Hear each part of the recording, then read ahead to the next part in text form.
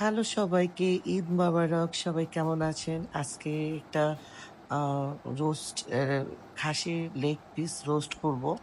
বাবার বাড়ি, শ্বশুরবাড়ি সবাই আজকে ঈদের দিন সবাই খাওয়া-দাওয়া করবে। তো আমি শুধু আজকে এখন লেগ পিসটা কিভাবে করলাম ওইটা একটা লং ভিডিও দিব। তো আমি ১ম এ আগে খাসিটার লেগ পিসটা ভিজিয়ে নিয়েছি। তারপর একটু কেটে দিচ্ছি যাতে মসলাগুলো ঢুকে। তো আমি কেটে তারপর একটু মসলা দিয়ে মাখিয়ে-টাখিয়ে একটু কিছুক্ষণ রেস্টে রেখে দিয়েছিলাম।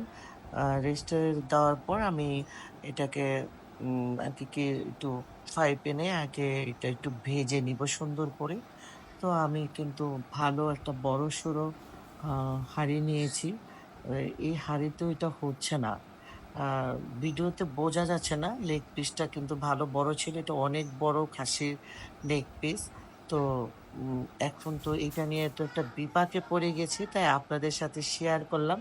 তো এটা আ একটা ভালো কিছু রান্না করতে গেলে একটু কষ্ট করতে হয়। এটা কিন্তু ভালো। এটাতে প্রায় ১৬ কোটা পোলার চাল হয়।